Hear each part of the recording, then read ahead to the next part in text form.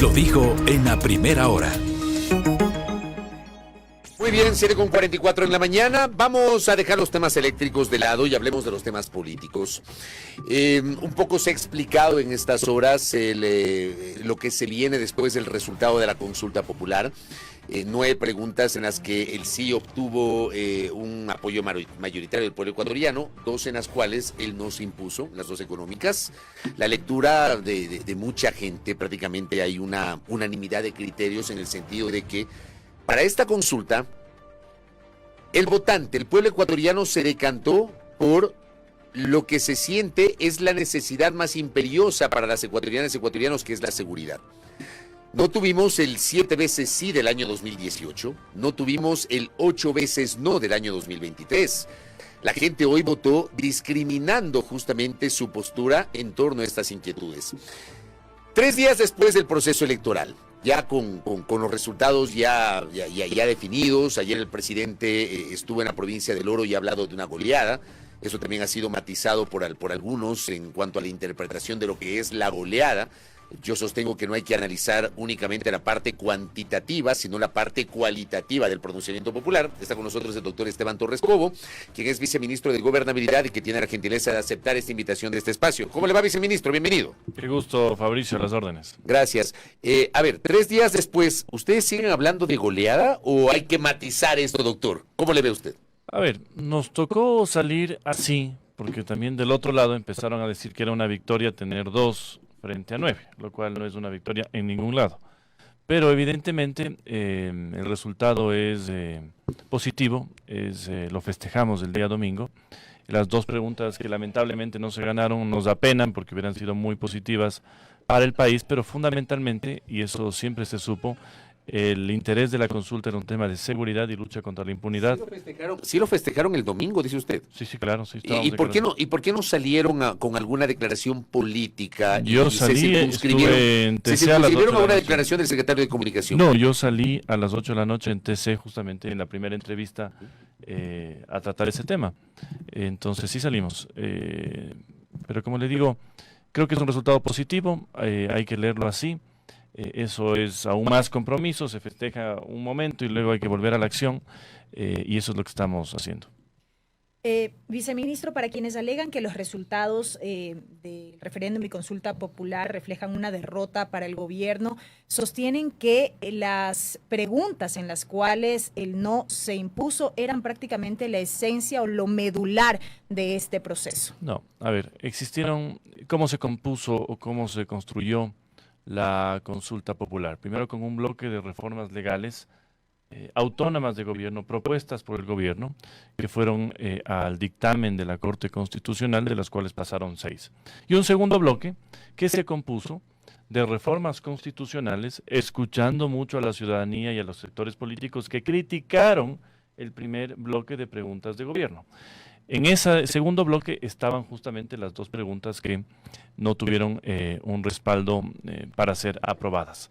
En ese sentido, aquellos que quisieron enfocar el mayor énfasis del gobierno en estas 2 preguntas lo hacen discursivamente, políticamente, pero no es la realidad. Entonces, además, no es que ellos pidieron el no a 2 preguntas, pidieron el no a 11 preguntas, votaron no a 11 preguntas. Entonces, decir ahora hemos ganado, primero no les cree nadie, y luego 9-2, como dijo el presidente, es una goleada y una paliza en donde sea. Pero esas 2 preguntas económicas, como sostienen en cambio sus detractores, ¿no eran el corazón de esta consulta? Evidentemente no, estaban el corazón en el tema de seguridad y lucha contra la impunidad.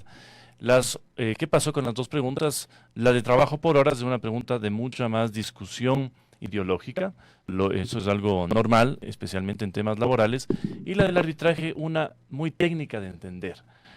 Nos hubiera gustado que se aprueben, por supuesto, no es que nadie propone algo esperando que se pierda, pero nos hubiera gustado que haya un respaldo a esas preguntas. Y por cierto, los resultados ya confirmados en el exterior son espectaculares. Las 11 preguntas ganan en el exterior, en todas las circunscripciones, pero bueno, no por eso deja de haber acción de gobierno, no por eso no va a haber enfoque en el tema laboral, y no por eso se van a seguir dando espacios para la seguridad jurídica que siguen protegidos con arbitraje regional al menos. ¿Por qué si estas dos preguntas eran complejas, desde el punto de vista ideológico una y desde el punto de vista técnico la otra, se insistió en incorporarlas en este paquete para el proceso de referéndum y consulta popular? Y a esto quiero sumar esta posición del gobierno de desmarcarse respecto de la autoría de estas preguntas. Se lo hicieron el fin de semana. Correcto. Porque eran unas buenas preguntas. Pero no merecían un debate un poco más amplio, quizá. ¿No fue anticipado el haberlos incorporado? ¿Cómo no fue anticipado? Esas dos preguntas. Por ejemplo, permítame matizar un poco y agregar a lo que dice Belkis. En lo personal, yo he opinado largamente en este espacio. Me parece a mí que la reforma laboral que sí necesita el país no debía circunscribirse a una pregunta. Si las preguntas eran complicadas, entonces no había que incorporarlas. Eso es lo que entiendo. Pero es un debate más profundo, claro. a eso voy. Bueno, pero es un debate ciudadano que se dio el debate, de hecho, las 2 últimas semanas y no prosperaron las preguntas. Pero, por ejemplo, la reforma laboral, déjeme insistirle, ¿por qué no optar por un gran acuerdo nacional, un consenso para hablar sobre la necesidad de reformar el Código Laboral? Está claro que el Código Laboral no está actualizado, hay que discutirlo, hay que incorporar nuevas modalidades de trabajo, pero también hay resquemores sobre algunos abusos de ciertos malos empresarios en años anteriores. ¿Por qué no abrir ese abanico? Si usted ha estado más tiempo en Yo que política, ¿de qué gran consenso nacional se puede buscar y lograr en temas laborales? Si el propio Código Laboral, que data de 1930 y pico, solo ha podido experimentar matices y reformas mínimas en 9 veces en toda su historia. Es muy difícil el tema laboral. Y no es que uno busca consensos entre la clase política, peor que jamás va a encontrar consensos, y usted sabe cómo funciona la política ecuatoriana en temas tan delicados. Uno propone, pelea, y si tiene éxito, enhorabuena. Si no la tiene, tendrá que tomar otras estrategias, así de simple. Pero con este no, ¿qué va a pasar entonces con la reforma laboral? A ver, ¿ustedes podrían irse por otro camino? No lo hemos pensado todavía. ¿Por qué era importante esta reforma? Porque se encadenaba a los esfuerzos que ha hecho el gobierno en materia laboral. Primero está la Ley de Empleo Juvenil, con la cual se han registrado ya casi 60.000 o 70.000 contratos en el Ministerio de Trabajo de personas jóvenes. ¿En qué iba a ayudar también la contratación por horas? Estamos a puertas de cerrar un acuerdo con el Fondo Monetario Internacional. Eso va a significar, ojalá, capital fresco que ingresa a la economía ecuatoriana a brindar más oportunidades y a aliviar la cadena de pagos rota hacia algunos gobiernos, especialmente desde el gobierno anterior. Otro tema adicional. Los primeros días de mayo entra en vigencia el acuerdo comercial con China, que fue una operación muy complicada de que sea aprobada en la Asamblea, pero fue aprobada. ¿Qué significará también eso? Ojalá el despertar de nuevas industrias, de nueva producción ecuatoriana, en donde tiene que haber mano de obra joven, nueva, calificada, que ingrese a esta oportunidad comercial. Entonces, sin el contrato por horas, habrá que ver las modalidades actuales. Está el contrato de jornada parcial permanente, aunque no es propiamente el contrato por horas. Está otro tipo de contratos por temporadas y cosas. Habrá que están vigentes, que los contempla el Código Laboral. ¿Qué es lo que no se incorporó con esta pregunta? El contrato por horas y el contrato a plazo fijo. Pero sobre eso, contrato a plazo fijo y contrato por horas, ¿ustedes no piensan tal vez insistir por la vía de una reforma legal a la Asamblea? No hemos pensado todavía, pero no lo descartaría. Quizás en algún momento habrá que ver, pero hay que medir también los momentos políticos para hacer esas cosas. Y buscar quizá una reforma mucho más integral al Código de Trabajo, cosa que no se ha logrado en estos últimos años. No se descartaría. Pero no está en el radar de momento. No está en el radar porque nosotros planificamos la acción política con la Asamblea tal como ha salido. Un bloque de leyes necesarias, todas fueron aprobadas, y esto quiero dejar muy claro porque no hay registro, y usted me corregirá, Fabricio, no hay registro desde el regreso a la democracia en que un gobierno haya podido aprobar sin mayoría propia, con un bloque de 15 o 20, todas las iniciativas de ley. No existe. El único registro que existe es un partido que tenía mayoría propia del 2013 al 2017. Entonces nosotros hemos cumplido con creces lo que nos habíamos propuesto en agenda legislativa.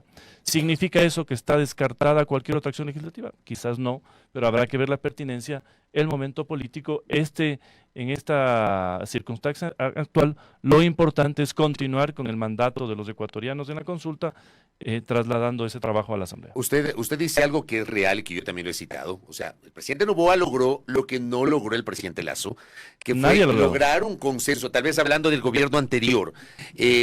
lograr un consenso sin un bloque mayoritario, ya lograr un consenso con otros grupos para poder aprobar 4 leyes, una que quedó abierta por la vía del veto parcial. Me faltaba incluir el tema de la ratificación del acuerdo con China, que el debate fue muy complicado, finalmente se lo aprobó.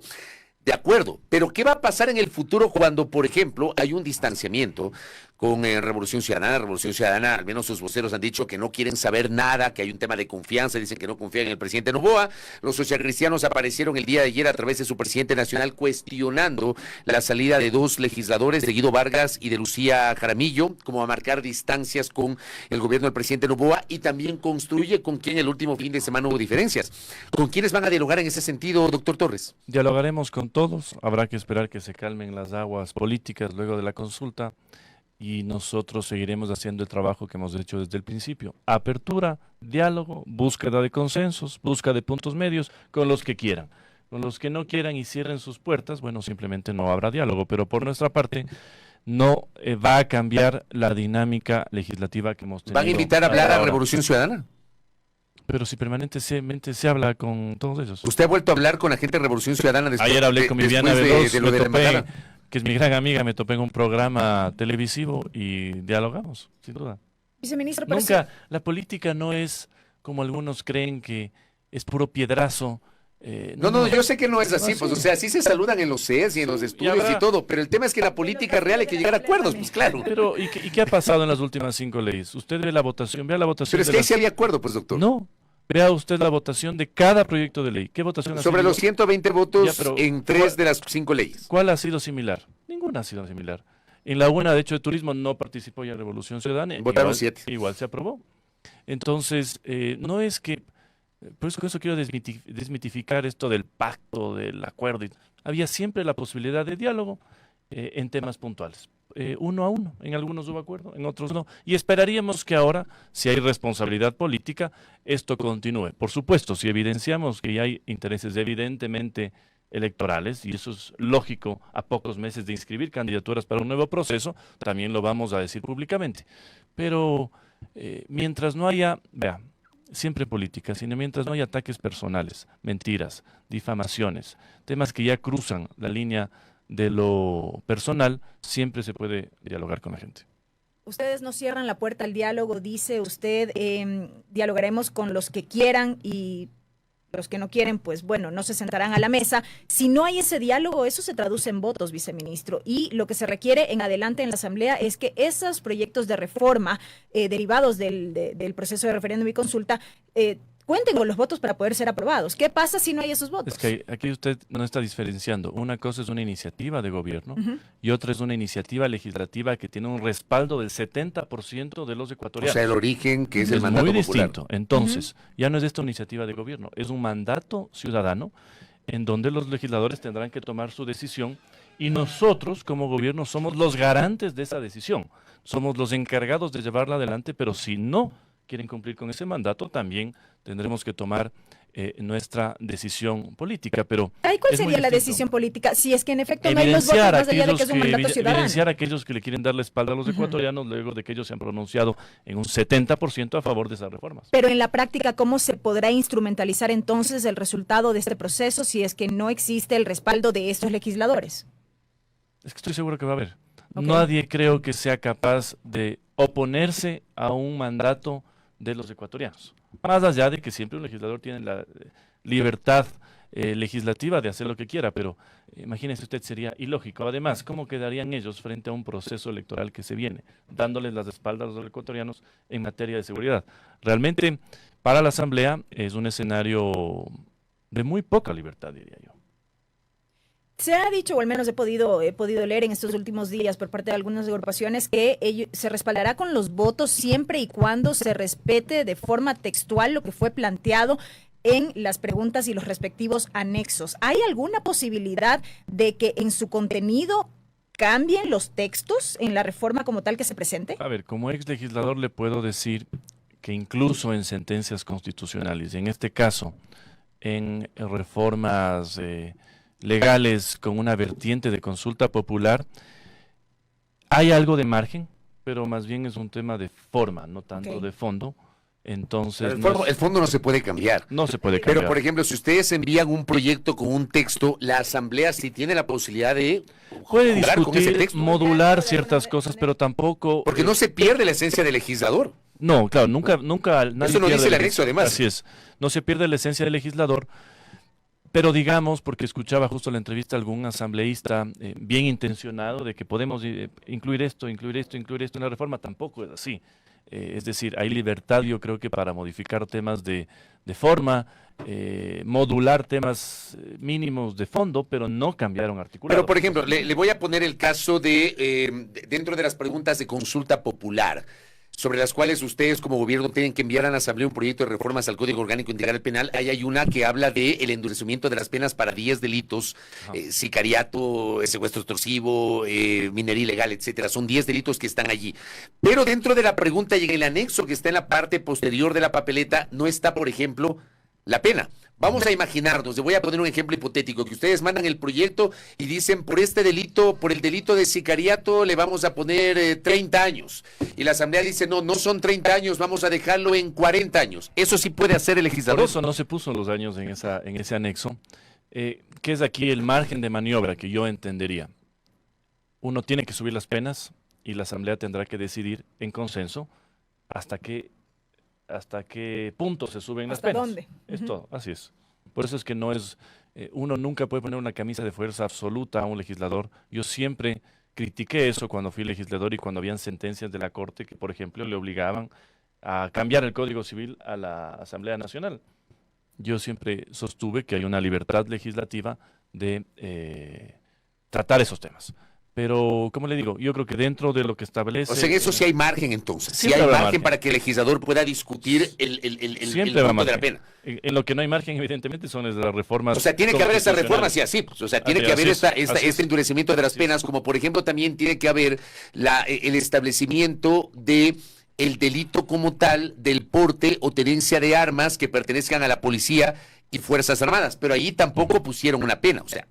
Hay que configurar el delito, Exactamente. pero me imagino que en la reforma habrá que incluir la pena. Esa es la libertad, Allí también hay un margen. Esa es la libertad legislativa lógica que tiene que darse acá, que es lo que sería ilógico que no se tipifique eso o que se bajen las penas. Ahí se estaría incumpliendo el mandato ciudadano y eso ya sería inaudito por parte de la Asamblea. Todo eso entonces surgiría fruto del debate propio al interior de la Asamblea. Así Claro, sería. claro, Ok. así es. Que además la Asamblea creo que está discutiendo oportunamente la creación de una comisión equilibrada en lo político.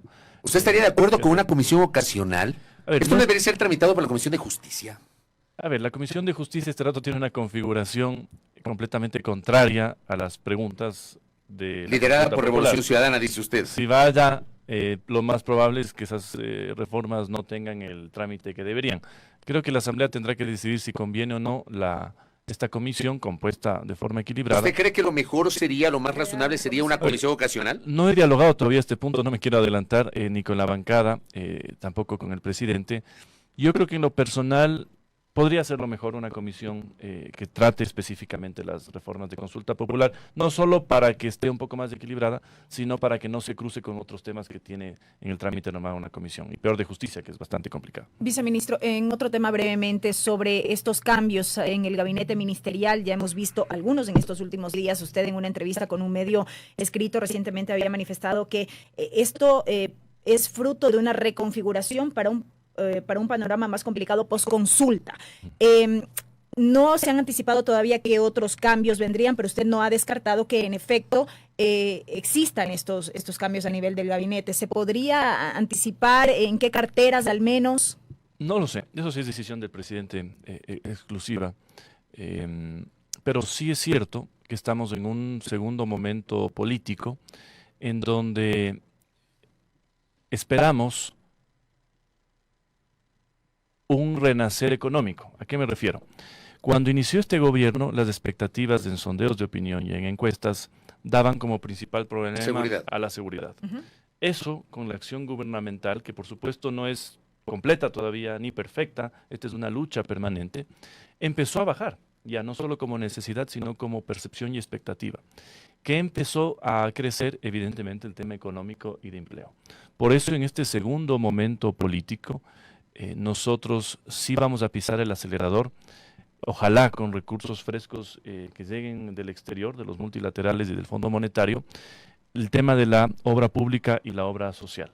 Para eso, evidentemente, hay que refrescar el gabinete sin que esto signifique rotura de equipo o, no sé, separaciones de insalvables, simplemente una reconfiguración que se adapte a este momento y a una mayor gestión.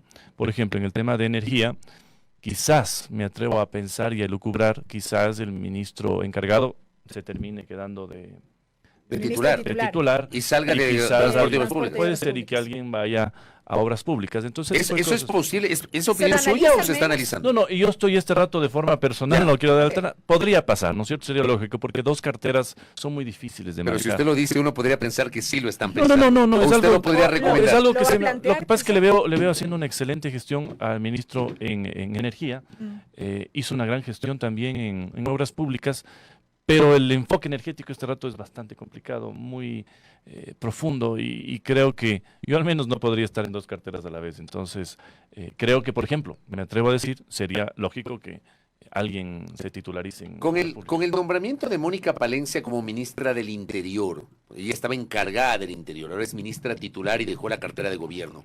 Le pregunto, ¿queda de lado totalmente descartada la posibilidad de una fusión del Ministerio del Interior con el Ministerio de Gobierno como había sido inicialmente la intención del gobierno?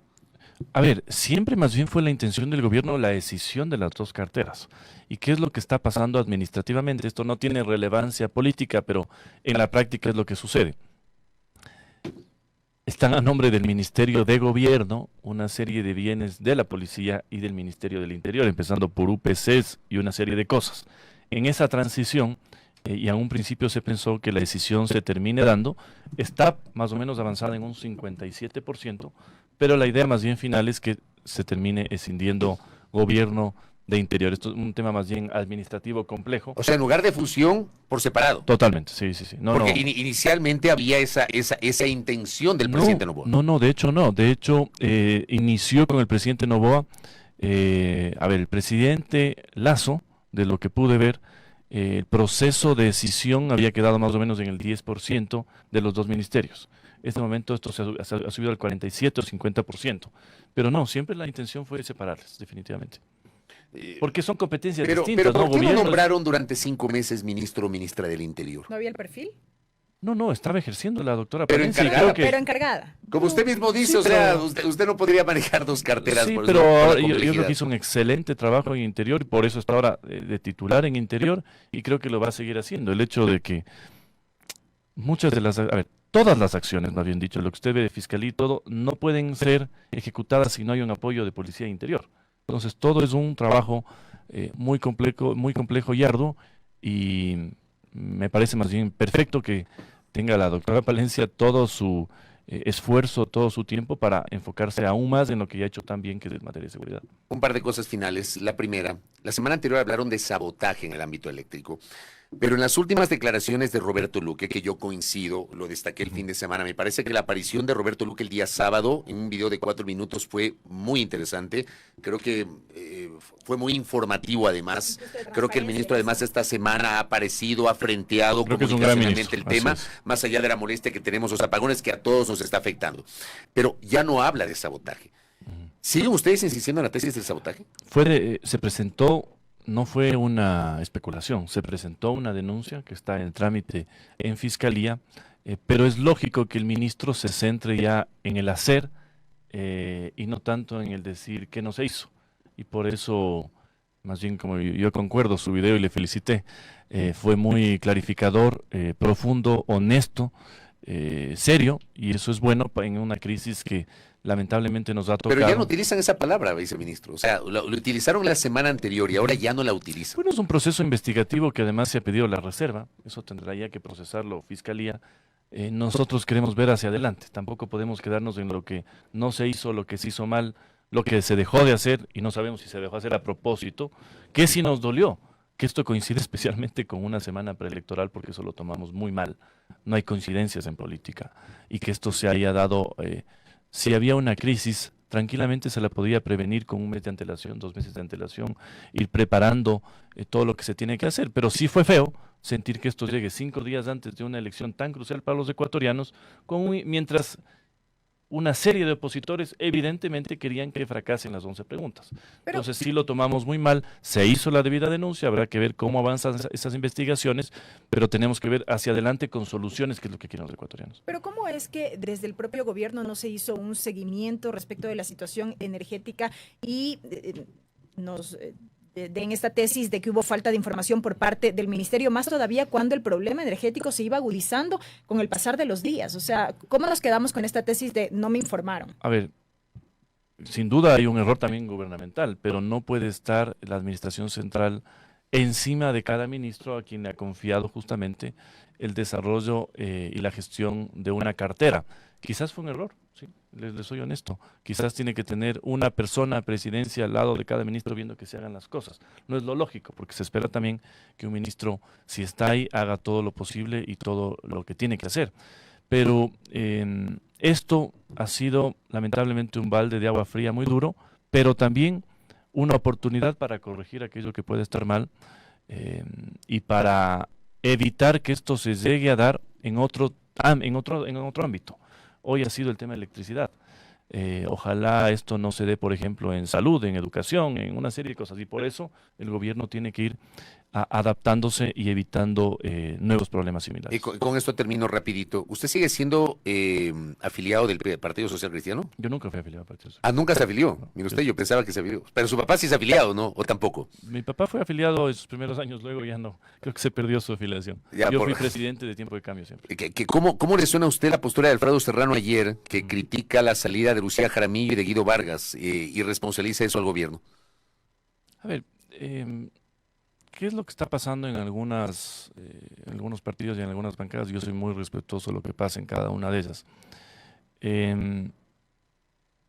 Lo que se está viendo a nivel electoral de cara al 2025 es básicamente el choque de dos fuerzas que van, creo yo, a polarizar la elección, no solo en la Asamblea, sino en la presidencia. Y eso es ADN, del presidente Noboa, y Revolución Ciudadana, que sostiene, a pesar de todo, un voto muy duro del 20 al 22%. ¿Sí?